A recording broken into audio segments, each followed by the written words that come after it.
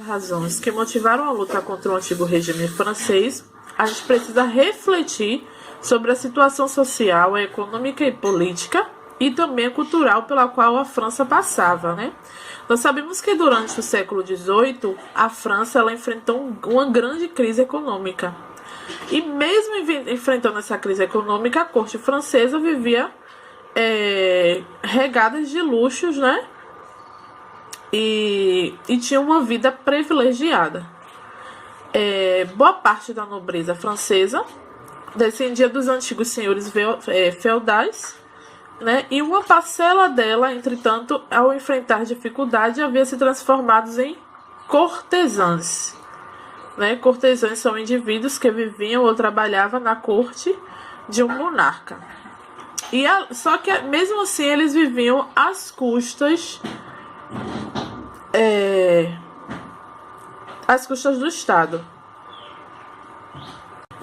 Nessa época, os que ainda possuíam alguma terra, eles mantinham os camponeses como servo, né? Para cobrar os tributos e as taxas da época feudal.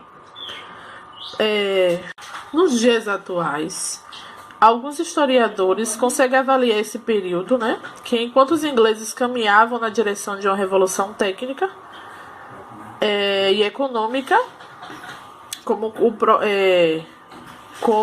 o comércio, os franceses tinham grande parte da sua economia embasada na produção agrícola e na manufatura de alguns produtos de luxo. No século XVIII, a França era um estado agrário. Isso, a maioria da população era essencialmente rural. Dos 25 milhões de habitantes, mais de 20 milhões eles viviam e trabalhavam no campo. Nós temos a pirâmide social, né? Politicamente, a sociedade ela estava organizada em estruturas muito próximas do antigo modelos feudais, né? Onde no primeiro 1% da pirâmide era composta pelo primeiro estado, que era o clero.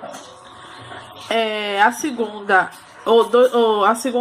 camada social, que representava 2%, vivia a nobreza, que era considerado o segundo estado, e a terceira, que era a maior parte, a base da camada da pirâmide social, era 97%.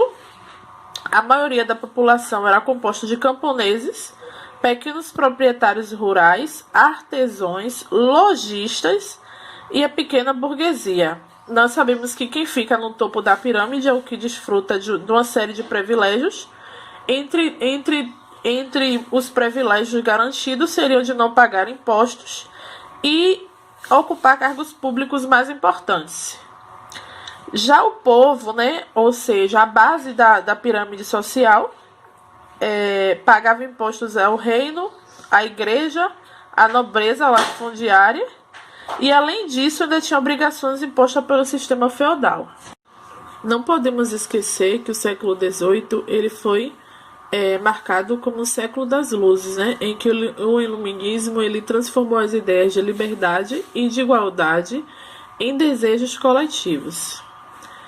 Mas por essa razão, não se deve resumir as causas da Revolução Francesa simplesmente como socioeconômicas, né? A crítica à tradição contribuiu para desenvolver a visão religiosa do mundo e de eliminar os últimos resíduos do feudalismo.